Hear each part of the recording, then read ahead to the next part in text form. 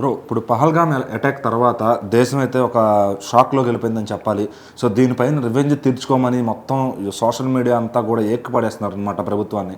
So మరి నరేంద్ర మోడీ గారి ప్రభుత్వం నిన్న దాదాపు 2 గంటల పైన మీటింగ్ పెట్టుకున్నారు. అసలు ఏం చేశారో దాని నుంచి ఎటువంటి ఫలితాలు వచ్చాయి అంటే ఖచ్చితంగా ఇప్పుడు ప్రధానమంత్రి నరేంద్ర మోదీ గారు తీసుకున్న ఈ నిర్ణయం ఖచ్చితంగా ప్రపంచంలోనే ఒక సంచలన నిర్ణయం అనుకోవచ్చు.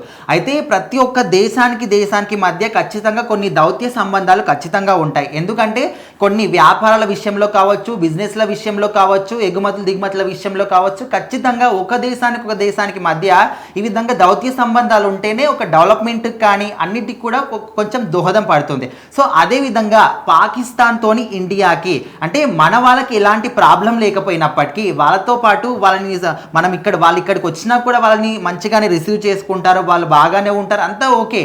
కానీ మన ఇండియన్స్ ఎవరైనా పాకిస్తాన్కి వెళ్తే వాళ్ళని ఎంత ఘోరంగా చూస్తారంటే అంత ఘోరంగా, అంటే కనీసం వాళ్ళకు ఉండడానికి కూడా అక్కడ చోటు ఇవ్వకుండా కొంతమంది ఖచ్చితంగా ఉంటారు. అండ్ ఎవరైతే అంటే అక్కడ ఉన్న వాళ్ళకి కొంతమంది రిలేషన్ ఖచ్చితంగా ఉంటుంది. ఎందుకంటే ఒకప్పుడు అందరం కూడా కలిసి ఉన్న వాళ్ళమే, కాకపోతే విడిపోయిన తర్వాత ఎందుకు 2 దేశాల మధ్య ఇంత క్రూరమైనటువంటి శత్రుత్వం ఏర్పడింది.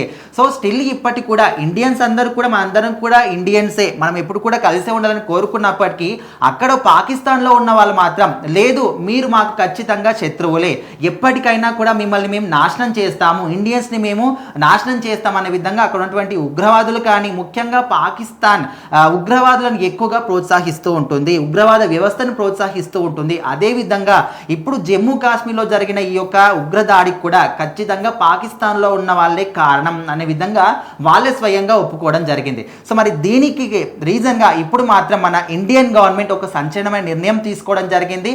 ఇండియాతోని పాకిస్తాన్కి ఏవైతే దౌత్య సంబంధాలు ఉన్నాయో ఇప్పటి నుంచి వాటిని కట్ చేస్తున్నాము, ఇక మీదట మీ దేశానికి మా దేశానికి ఎలాంటి శత్రుత్వం కానీ బంధుత్వం కానీ ఏది కూడా ఉండదు అనే విధంగా అయితే ఒక సంచలనమైన నిర్ణయం తీసుకున్నారు. సో దాని ద్వారా ఏదైతే సింధు నది జలాలు ఉన్నాయో వాటి ద్వారానే ఇప్పుడు పాకిస్తాన్ అనేది కొంచెం అంటే వాళ్ళు నీళ్ళను ఉపయోగించుకోవడం కావచ్చు, ఇళ్లలోకి అంటే సో వాళ్ళు కొంచెమైనా అంటే వాళ్ళు పంటలు పండించుకోవడం కావచ్చు, తింటున్నారంటే కొంచెం డెవలప్మెంట్ అవుతుందంటే ఖచ్చితంగా సింధు నది జలాల వల్లనే. కాకపోతే ఇప్పుడు మన భారతదేశం ఈ సత్సంబంధాలన్నీ కూడా కట్ చేసుకుంటుంది కాబట్టి ఇక మీదట ఖచ్చితంగా పాకిస్తాన్లోని కొన్ని ఏరియాలు ఎడారిగా మారడం కూడా తప్పదు అనే విధంగా ఈ కారణంగా కూడా చాలా మంది చెప్తున్నారు.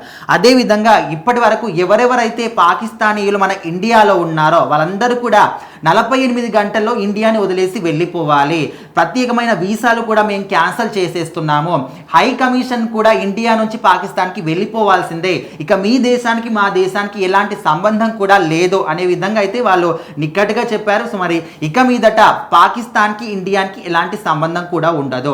అంటే మనం వాళ్ళని మిత్రులుగా అనుకున్నప్పటికీ వాళ్ళు మాత్రం మన ఇండియన్స్ని ఎప్పటికప్పుడు శత్రువులుగానే చూస్తూ ఉన్నారు, వాళ్ళని ఏ విధంగా దెబ్బతీయాలి, ఏ విధంగా వచ్చి మనల్ని నాశనం చేయాలనే విధంగా ఆలోచిస్తూ ఉన్నారు. సో ఇలాంటి ఆలోచనలకు మాత్రం ఖచ్చితంగా అక్కడికి ఇక్కడ రాకపోకలు జరుగుతున్నాయంటే ఇలాంటి వాటికి అంటే కొంచెమైన స్థానం ఉంటుంది. సో మొత్తానికి సంబంధాలు కట్ చేసుకుంటే ఇలాంటి ప్రాబ్లమ్స్ అయితే ఉండవని అనుకుంటారు. మరి ఇక మీదట అంటే మంచి సంబంధాలు ఉన్నప్పుడే ఈ విధంగా ఉగ్రవాదులు చెలరేగిపోయారంటే ఇప్పుడు మొత్తానికి కట్ చేసుకుంటే ఇంకా ఏ విధంగా చెలరేగిపోతారో ఖచ్చితంగా మన ఇండియన్ ఆర్మీ కూడా ఈ నిర్ణయానికి తగ్గట్టుగా చాలా స్ట్రాంగ్గా ఉండాలనే విధంగా కూడా చాలా మంది కూడా ఇప్పుడు ప్రార్థిస్తూ ఉన్నారు. చూద్దాం మరి నెక్స్ట్ స్టెప్ ఏం తీసుకుంటారు ఏంటి అని.